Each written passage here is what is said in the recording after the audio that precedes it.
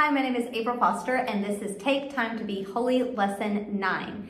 So we'll start this class like normal with a word of prayer, our memory work, and Bible facts, and probably won't do map facts at the start of the lesson because we have a lot of map facts that are happening within the body of the lesson narrative. Go on to the lesson narrative, and then finish with an activity at the end. All right, so to start this lesson, it is about Moses' sin, and so we'll start this and we'll talk about remembering what the people kept asking for after they left Egypt. They asked for what? They asked for water. And did God remember them when they asked for water? Did God take care of them? Yes, he did. Okay, what times did they ask for water? And so this is, you can decide how you want to do this. I'm going to get my map out pretty early in the lesson narrative. So they leave Egypt and they go down to Pi-Hahiroth. Then they cross this body of water. What's that body of water? The Red Sea. You might even point it out on your big map. And then they go over to Mara, or where we think Mara is, and that's why there's a question mark on the map. So they go over to Mara, and what happened in Mara? The people asked for water, but there was water in Mara, so what was wrong with the water? It was bitter. You remember that from our last lesson book. So what did Moses do to help the people there? What did God do to help the people? Well, God told Moses to throw a branch into the water, and it made the water sweet, and they could drink it. Okay, so did God take care of the people? Yes, and you have the Bible passages in here that you can read with the older kids. Now they traveled again down to Elim, and do you remember, did God take care of them with water in Elim? Yes, he did. This was the place there were 70 palm trees and 12 wells of water, so the people were taken care of. From Elim, they went to Rephidim, and in Rephidim, they also became thirsty, and you have this in here. And so how did God take care of them in Rephidim? You have this passage.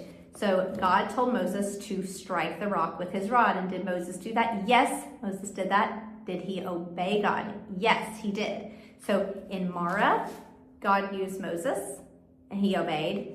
In Rephidim, God used Moses and Moses obeyed. All right, so now we are in a place called Kadesh. Where is Kadesh? Remember, they left the area of Mount Sinai. They wandered up through here, through the wilderness of Shur. And now they're in the wilderness of Zin in a spot called Kadesh. They're in Kadesh up here in this blue shaded area on our map. All right, you might have them pointed out on the big map as well so that they can kind of get the visual in their mind of where it is on the big map as well, and start trying to understand how to read a map and approximate where a place might be on a map.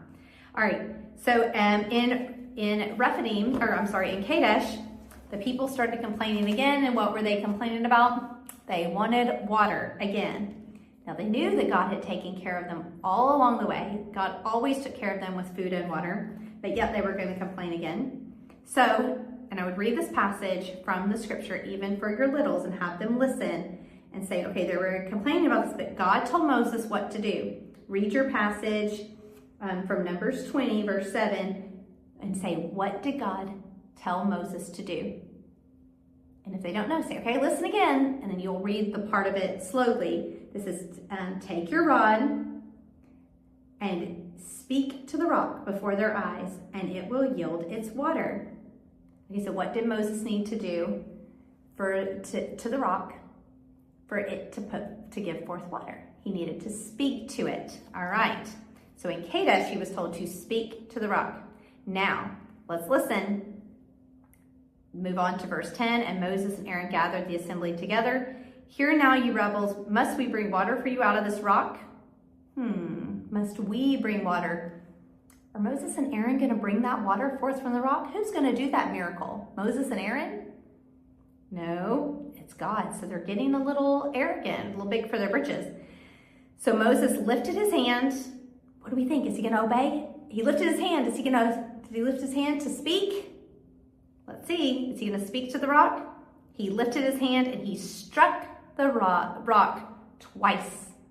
Not one time, 2 times with the rod. Do you think water is going to come out? Did Moses obey? Moses did not obey, but do you think water is going to come out? Is God going to take care of his people? Water came out abundantly, and the congregation and their animals drank. Did Moses obey? No. But did God take care of his people anyway? Yes, he did. God cares for his people. But when we disobey, Moses did here, There's consequences to that disobedience. So how would Moses be punished? And you can read the passage there. He was punished, but that he could not enter the land, but he'd be able to see it. So if you want to point that out on the map, you have Mount Nebo. It's not labeled, but it's this one right here by the Jordan River, and you can do it on your big map as well. Moses would be able to look out over the Jordan River and see the promised land, even though he did not obey. He was not able to walk into the land. He was not able to go into the land. Now, Aaron was part of this too, remember? Because Aaron said, must we do this work? Can we bring water out of the rock? And so Aaron was going to be punished too. He would also not get to go into the promised land. So for the older kids, I'll talk a little bit about the land of Edom and how they were descendants of Esau, so they weren't able to go through the land of Edom. But from there, they went to Mount Hor.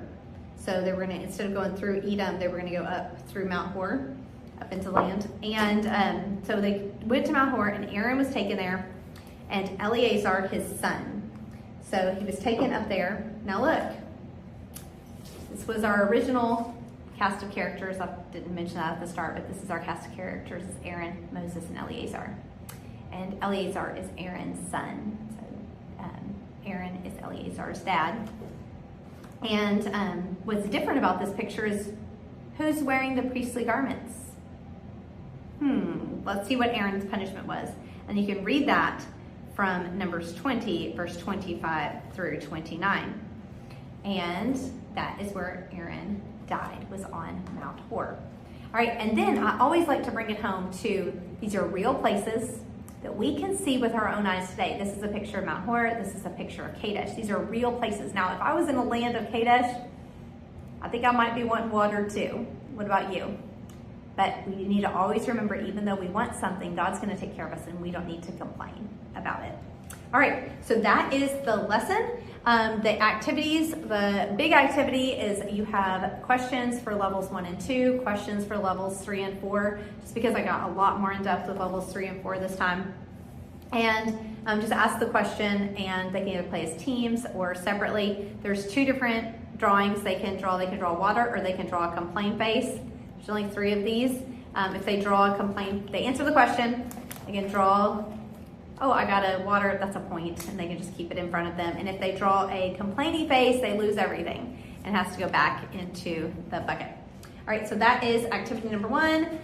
For the older kids, you will have this worksheet again. It's there's a map and a lot more information to fill out there. And then, let's see, for the younger kids, you didn't have this out and ready to show you, but you have a little drawing. It's the same as we did in last quarter in God's mighty hand, where you cut a hole into the rock, and you can feed some tissue paper through it to be the water coming out of the rock. And I like to go ahead and have mine cut out already so that we're not spending a lot of time fussy cutting in class, but I have my Moses that you can glue onto that scene as well. I printed these on cardstock so they'd be a little thicker for that tissue paper, be a little easier to punch through the tissue paper, but you can fit 3 on 1 sheet of paper so it doesn't waste too much ink. And that is it for lesson number 9.